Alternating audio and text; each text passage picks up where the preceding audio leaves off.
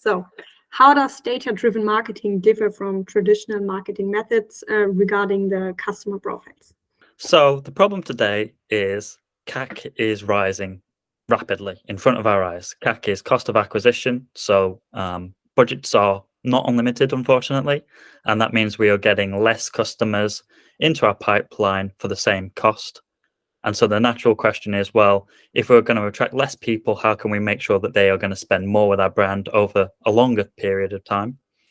And so the next natural question from that is, well, what really makes a difference? What is the aspect that means that customers will spend more with us? Is it demographics? Is it location? Is it what they're buying from us? Or any other things? Is it their interests? Is it their hobbies? All of these different things that we could potentially target these customers on. So traditionally, when we're looking at customer profiles, it's created by market research. It is category-led information, by which I mean if you make jeans, you're not in a jeans category, you're in a clothing category and maybe in a wider fashion category. So it tends to be a little bit broader, and it tends to try and color in some common interests and some activities that a group of people like, to give you some top-level information. And from that, a profile is made that might be given a name and given a generalization to give people an idea when they're writing to these people, when they're targeting them, what do they like as a whole? What are they worried about? What are they conscious about? The problem with this approach is that you don't have unlimited questions for people. The more questions you ask, the less likely you are to get decent answers. And so companies are always really guilty of framing these questions around what is useful to them, as opposed to asking things that might be more interesting or might give them some more insight. So they might want to know more about, what do you think of my competition and what's your perception of my brand, and less about actually useful things. And similarly, people very rarely think about why they make decisions. They don't sit down and think, why did I make that decision? What was behind that? I'll give you an example. So I was booking a holiday recently, and I was open to any kind of holiday, more or less, around the world. I wasn't set on a location, and I just wanted to look. And I ended up going to a place that I'd been before. And I know when I stop and think about my decision that holidays are limited for me. I have a limited amount of holiday that I'm allowed to take every day. And so the price difference between somewhere new and somewhere I'd been before was not that much. The place I'd been before was more expensive. But the risk is higher. The devil is always lower. And so I took a less risk-averse decision in that particular case. I didn't want to mess about with things like transport and finding my way around. I knew this place pretty well. Now, I think most people would be unlikely to articulate that if you ask them in a survey, why did you pick one holiday over another? And companies are so guilty of sort of saying, well, he mentioned transport there, but we don't do transport and we're not going to offer that. And so that's not our concern. We can't do anything about that. Oh, well, he wants a hassle-free vacation. Well, we've got all-inclusive, so that covers that need. But does it? Because I still didn't book an all-inclusive holiday. And so we don't really ask questions where we want the answers necessarily, or where we're willing to change our entire business around the answers that we get. And so it just tends to be molded to the answers that we can get that might help us maybe change a few things in the way that we talk and the way that we target, but it doesn't really get to the bones of how can we make a difference to our business. And why does a data-driven approach differ? Because it's based on real data, based on real customers. And so it's not a fictional version of these people. It's not a wider target market. It's the people who are actually spending money with you today. And if you take the time to get their information across the customer pipeline, then you know their actions through acquisition, through conversion, through lifetime value, through evangelicism, telling other people about your brand. And you can also then look at decisions that you're making. And so very practically, you will then collect data that is more useful to your brand, as opposed to these sort of wider considerations of, why did you pick one pair of jeans over another? Well, these jeans are in fashion. That doesn't really help you do anything strategically. Okay. So it's about getting the right information from the right people, and just real information, and not just those broad profiles you kind of get in research. Is that correct? Yeah, exactly. Now, most brands, especially B2C brands, they're limited in the data that they've got on their customers. It's not always a case that they have built into their processes, things like feedback, research, maybe competitions is another way of getting that information. But I see that becoming more and more important as we go on. I think data was becoming more powerful, and the way that you utilize it is only going to be more important. And so more brands are going to focus on getting customer details earlier in the pipeline. I think Temu is a good example of this. So they apparently lose about $17 or something on a first purchase because they give you a big freebie. They're obviously trying to get some lifetime value, and they know if you give a discount a couple of times and you give a free thing, then you're more likely to come back. And once they've got you 3 or 4 times, they've got you basically your Temu customer. And similarly, I think I'll see more brands say, hey, if you're willing to fill in this survey, or if you're willing to complete a profile, we'll give you a bigger incentive to do so, because then we can then target what we're going to say to you. We can target our discounts towards you. We can understand your LTV a lot more clearer because of that. Right, great. Okay. Okay, next question. What tools and technologies do you use to gather and analyze that kind of data? Herein lies our problem for all the companies out there thinking that sounds great. The problem is, and this is a problem across all data, is that data is relatively expensive. It has a large upfront cost because you need a pipeline. So you need to extract your data from your data sources, store it somewhere, a data lake or a data warehouse, model it, which is the thing that is most time consuming. And modeling it's like a Excel macro. So you're doing some sort of sums to get information from a couple of places and saying, well, how do I model these things together? It might be that you have to get amount of purchases from a CRM and then financials from another to figure out how much those purchases were worth or something along those lines. And then from there, you also have to serve up that information. So you have to have some sort of visualization tool for your teams. And in an ideal world, you would actually send that data model back to a CRM or your marketing channels to optimize it within the tools that people are actually using. So setting up all of those things has time associated with it. It takes skilled people to do that. It takes a team, typically, of people to do that. And so there's a higher upfront cost. Obviously, the way of lowering that cost is that you focus on the main things first, and then you expand slowly over time. So it might be, for example, that, marketing people, we always want all of our marketing channels in there, but concentrate on your main ones where you're getting people first, concentrate on your CRM to begin with. And the reason that you would not use the reporting that's within CRM tools is just because by taking it out of there, you can be a bit more objective.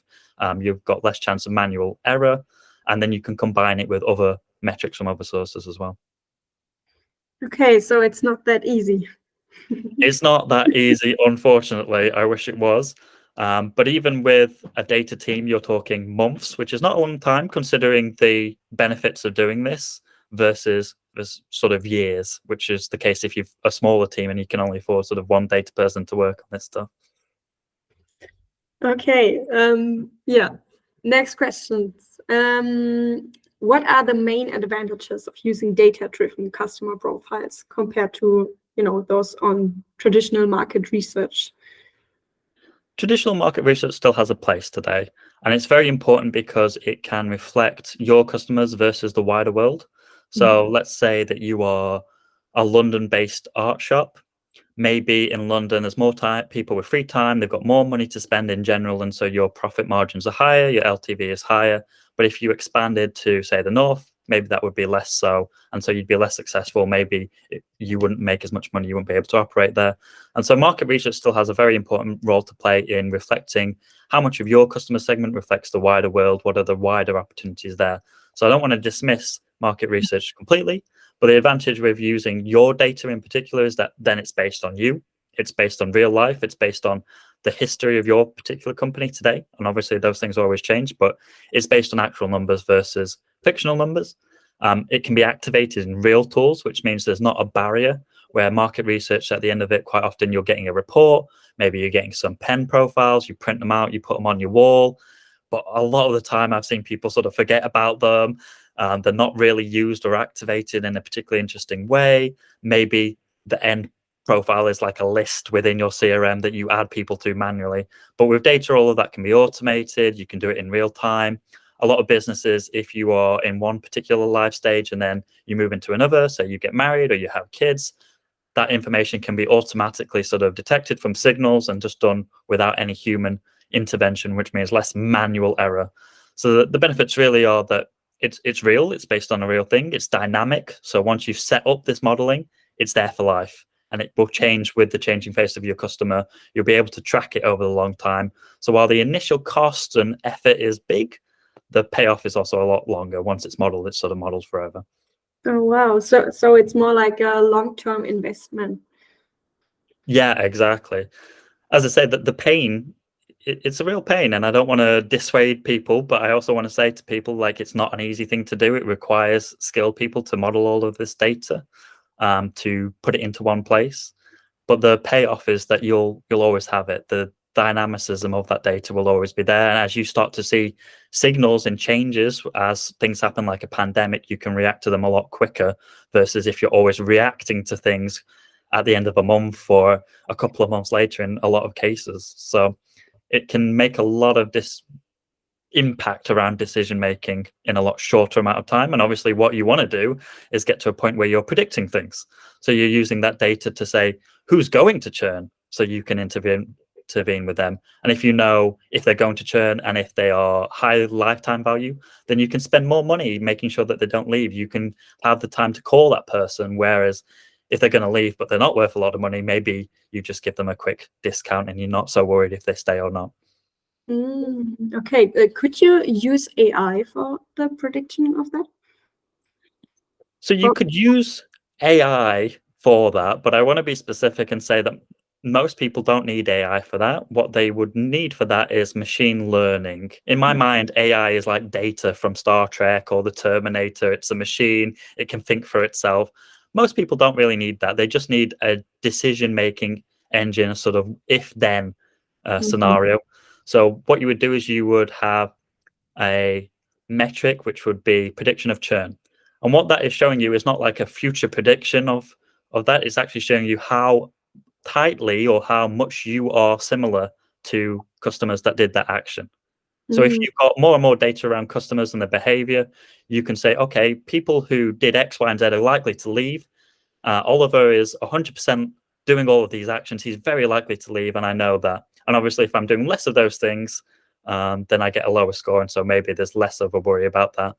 But the thing about human beings is we're all very different. The way that we buy is very different. The way that we think is very different. And there's never, ever going to be one size fits all. And so you always got to take into account that when it comes to data and analytics, and specifically predictive analytics, it's a guiding light.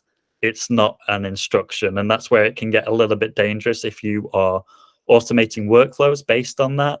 If you are just putting people through an email chain or something based on purely the data, I always think that it's better to serve up those insights to a real person who can then have a look themselves and make a decision, versus just automate everything. But of course, when you're dealing with millions of customers, potentially, you can't do that. You don't have the resources. Sure. Okay, great. How do you ensure the accuracy and reliability of the data you gather? So the first thing to do is to try and get rid of subjectivity in what you are tracking. The obvious example of this is if you're in some sort of sales pipeline, maybe you have hot and cold customers, and my version of hot and your version of hot might be quite different. If I've got a sales target to meet, maybe I decide that somebody is hot because I just need to survive this month, and I put somebody in hot who maybe isn't. These are the things that happen in real life. So you have to, first of all, remove any subjectivity from what you are tracking and make sure that it's tied to a hard rule, a hard number that nobody can sort of dispute. We always go through a process with people called a data dictionary, which is defining all of the metrics. What is the source of truth for that particular metric? How is it calculated? For example, EBITDA, we know what EBITDA is, but there's different ways of calculating that. So how does your company specifically do that? What is a customer? Seems like a really obvious question to a lot of people, but is it when they sign up for an account? Is it when they've actually spent money to you? All of these things are really important to nail down, to make sure that there's no subjectivity in what you're tracking to begin with.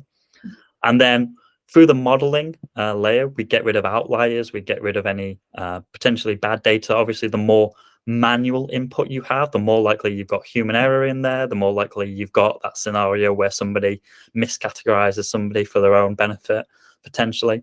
But through modeling, we get rid of all of those things. And then at that stage, we're pretty sure that the data is clean. It goes through a particular set of mathematical formulas to apply your logic to it. And then we've got an end outcome, which is the metric. In terms of like data privacy, consumer privacy, I know that a lot of companies are using sort of data enhancement, they call it. They use third parties that maybe have got some aggregate data potentially on your specific customers. I personally don't like this. I think that most people have not consented to have that data appended to their particular profiles. I think that quite often it is broader. It's more aggregate level. It's more category-led data that is not necessarily so useful, and it doesn't attribute one-to-one on customer profiles. It might be useful at a segment level or a cohort level, but I generally don't like it. I'm not sure that it's always a good idea for companies to go down that route. I think there's more downsides to plus sides. And also, if customers are asking about what data you hold on them and they see a load of data that they haven't consented to or comes from a third party that maybe they're not aware of, that's a really bad relationship with your particular brand that can damage it for life. So I don't particularly like that. In theory, all of the data that you capture should be something that they have consented to and opted into. And there's normally some sort of value exchange for that. Yeah. Okay. Okay, last question. What future trends do you see in data-driven marketing and the development of customer profiles, and how should companies prepare for these changes? My controversial opinion is that the way that most people would expect it to go, it's not going to go. So at the moment, we're in this really strange place in the marketing world where we're being told by advertisers, go broad, trust the algorithm, and it will automatically do everything you need. PMax is becoming very popular for a lot of our clients, and they're getting good results from it. I've seen clients where in the first week they've run these PMax ads and they've had 23 conversions, and then a month or two later they've had like 100 conversions, which is great. But at the same time, if you are trusting the same algorithm that all of your competitors are trusting, you do not have any strategic advantage. The only way that you will get more customers than them is by spending more money, which is what the advertisers want. They are the ones that are upping your costs. They are the ones that are, in my opinion, artificially pricing keywords for their own benefit. And so if you're not sending data back to them about what is specific to you and what makes a difference for your brand, then potentially you are losing your competitive edge there. So I think the first thing is we have this tricky relationship today where, can we trust these people? Should we go broad? And the answer for most people is probably we'll try a little bit of this, but actually we should be the ones to take power of that, to own our data. And so the trend will be that first-party data becomes more and more valuable. The data exchange with customers becomes more valuable. And as I said earlier, we'll start to see that take precedence. So I think we'll see a lot more campaigns aimed at creating profiles, in getting that data across, in surveys and all of that kind of stuff internally built into the systems, because the amount of data that we own that we can then optimize and send back to third parties, to marketing places, becomes more and more valuable for us as the time goes on.